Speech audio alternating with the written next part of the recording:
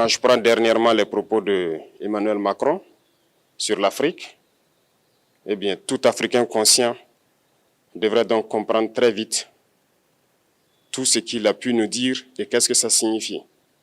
Le général Tiani a dit il n'y a pas longtemps du changement donc de tactique ou de stratégie des forces françaises en Afrique. Et je pense qu'il est venu le confirmer. Il s'agit de dissoudre et de garder un dispositif socle.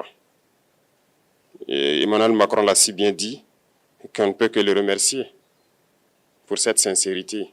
Même si certains ont voulu mettre la poudre aux yeux de leur population, mais la réalité finit par rattraper aussi.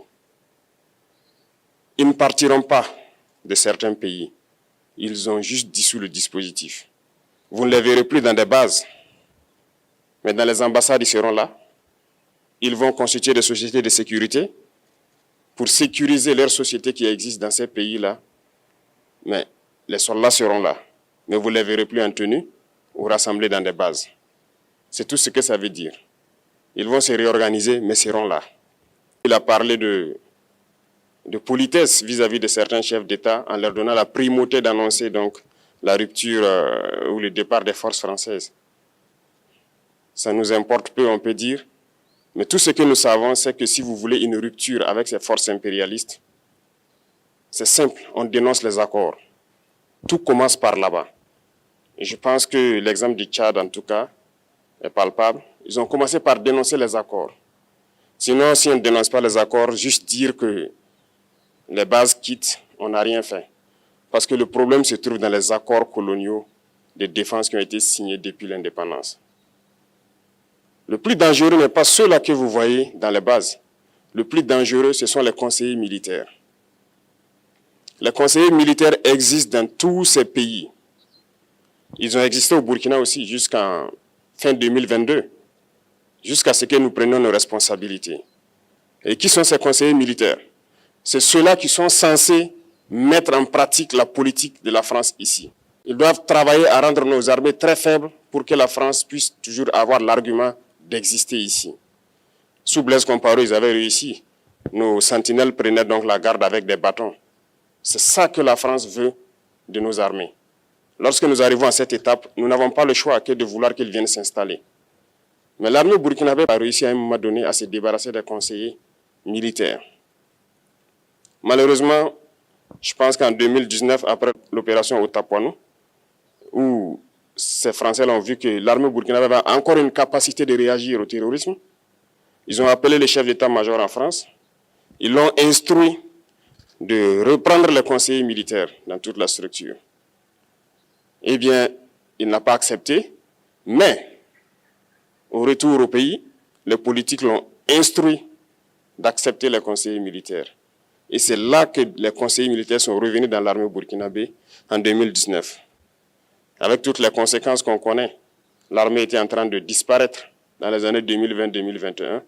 Et d'ailleurs, c'est le moment où beaucoup de militaires ont dû déserter parce qu'il n'y avait plus d'espoir. On était en train de s'effondrer. Voilà un peu comment ils travaillent. À l'état-major général des armées, dans tous les états-majors d'armée, dans les écoles, c'est eux qui sont censés nous dicter la politique de notre armée. C'est eux qui nous disent combien recruter, quand recruter et qu'est-ce qu'il faut en faire. Ils sont dans les écoles pour nous dire comment il faut les former et ainsi de suite. Tant que ces conseillers militaires sont là, vous n'êtes pas indépendant. Votre armée aura juste l'apparence d'une armée qui sera là en train de faire des parades, du cirque. Mais lorsque viendra la guerre, vous vous rendrez compte que la parade, c'est une chose, mais la guerre, c'est une autre chose. Il faut rompre les accords. C'est la seule façon d'avoir une armée indépendante et se construire, être fort. Mais beaucoup de gens ne le comprennent pas peut-être. Et même avec ces accords, la France choisit dans nos États des élèves officiers pour aller les former. C'est à travers ces mêmes accords. Mais en réalité, ces officiers qui partent se former pour la plupart, pour la France, ils viennent pour servir l'État français dans leur pays. Ils ne viennent pas pour servir nos pays. Ils les forment pour qu'ils viennent servir les intérêts de l'État français. J'en veux pour preuve. Lorsque nous nous sommes révoltés, beaucoup d'officiers au Burkina qui ont été formés en France ont été immédiatement contactés pour leur dire que c'est le moment de se mettre en action parce que vous avez été formés pour ça, pour servir les intérêts de la France. La plupart de ces officiers nous ont rendu compte. Nous avons pris acte et nous continuons de suivre. Lorsque un officier formé en France arrive dans son pays et par malheur meurt soit par accident ou bien sur le champ de bataille, en France, il y a une nuit d'hommage aux morts dans l'armée, comme partout ailleurs. À la nuit d'hommage aux morts, on cite le nom de l'officier en question et on dit « mort pour la France ». Il ne le forme pas pour servir son pays, il le forme pour servir leur État. Et dans beaucoup d'États africains, il y en a plein de ces officiers. Combien sont patriotes, Dieu le sait. C'est une leçon que Emmanuel Macron a donnée encore aux chefs d'État africains, de se rattraper et de pouvoir vraiment mener cette lutte contre l'impérialisme. Mais en plus de ça, il a aussi insulté tous les Africains dans ses propos. Il y a une partie qui a retenu mon attention, là où il parlait d'ingratitude. Et que l'ingratitude est une maladie non transmissible aux humains. Lui, il est humain, notre ingratitude n'est pas transmissible à lui. Voilà comment ce monsieur voit l'Afrique, voit les Africains. Nous ne sommes pas des humains à ses yeux. Peut-être que c'est lui qui n'est pas humain, il ne se met pas dans la classe des humains. Mais s'il y a bien un ingrat, c'est bien lui.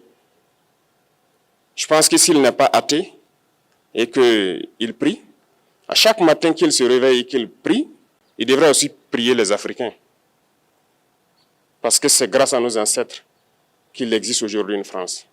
Il devrait nous prier. À ses yeux, nous ne devons pas être des humains, nous sommes plus que des humains. Ce sont des messages très forts qu'il passe. Moi, je pleure le peuple français. Mais quand même, il est bien pour l'Afrique. Il est un mal nécessaire pour nous. Ceux qui veulent se réveiller, se réveillent. Ceux qui ne veulent pas se réveiller, comme on le dit, on ne peut pas réveiller quelqu'un qui ne dort pas. Les Africains doivent se réveiller. Nous devons travailler à être indépendants, à faire au moins que nos peuples connaissent le bonheur. Et la lutte contre l'impérialisme, c'est ça. Il faut décoloniser les mentalités, prendre en compte toutes ces données-là, parce que le monde nous donne tellement d'exemples à voir. Pour eux, il n'y a pas de morale. Ils peuvent vous désigner aujourd'hui terroriste, mais demain, vous êtes un héros, par leur simple bouche. Ils décident de ce qu'ils font. Ils parlent de démocratie, mais ils se font eux-mêmes des coups d'État constitutionnels entre eux. Ils parlent des droits de l'homme, mais ils déciment des populations ailleurs. L'Africain doit se réveiller, l'Afrique doit se réveiller. Et le combat contre l'impérialisme est permanent. Et je vous invite à incorporer ce combat, à travailler en sorte que nous soyons réellement indépendants, que nous soyons autosuffisants et que nous puissions nous développer, connaître le bonheur, ce à quoi notre peuple aspire. Merci, je vous souhaite une très bonne journée, une très bonne semaine et une très bonne année.